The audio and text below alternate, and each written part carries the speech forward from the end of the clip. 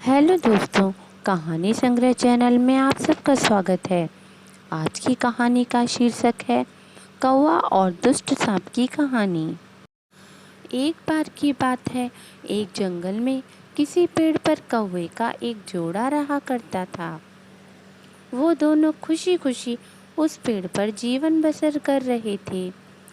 एक दिन उनकी इस खुशी को एक सांप की नज़र लग गई।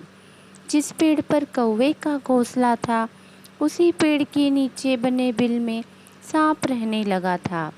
जब भी कौवे का जोड़ा दाना चुगने के लिए जाता, सांप उनके अंडों को खा जाता था और जब वो वापस आते तो उन्हें घोंसला खाली मिलता था।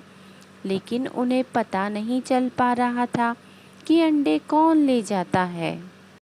इस प्रकार से कई दिन निकल गए। एक दिन कौवे का जोड़ा दाना चुगकर जल्दी आ गया तो उन्होंने देखा कि अंडों को बिल में रहने वाला एक सांप खा रहा है। इसके बाद उन्होंने पेड़ पर किसी ऊंचे स्थान पर छुपकर अपना घोंसला बना लिया।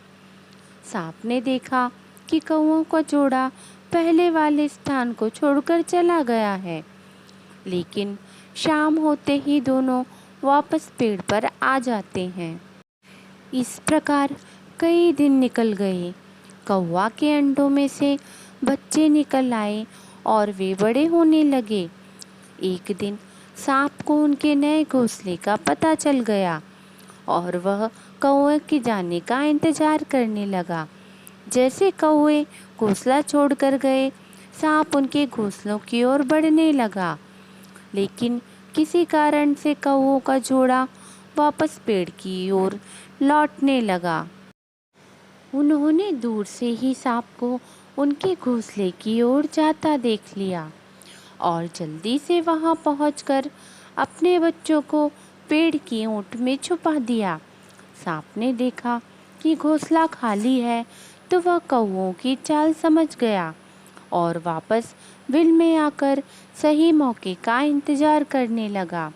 इसी बीच कौवे ने सांप से पीछा छुड़ाने के लिए एक योजना बनाई।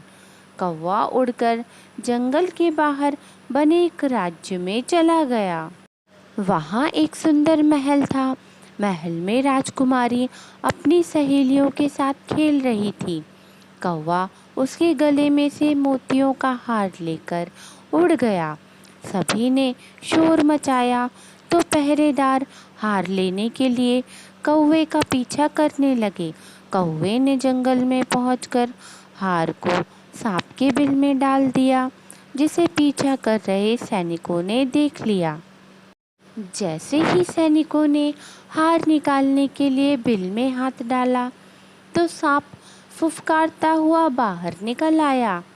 सांप को देखकर सैनिकों ने तलवार से उस पर हमला कर दिया, जिससे सांप घायल हो गया और अपनी जान बचाकर वहां से भाग गया।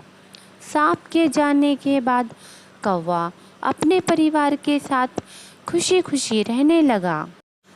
कहानी से सीख। हमें इस कहानी से यह सीख मिलती है कि कभी भी किसी भी निर्बल का फ़ायदा नहीं उठाना चाहिए।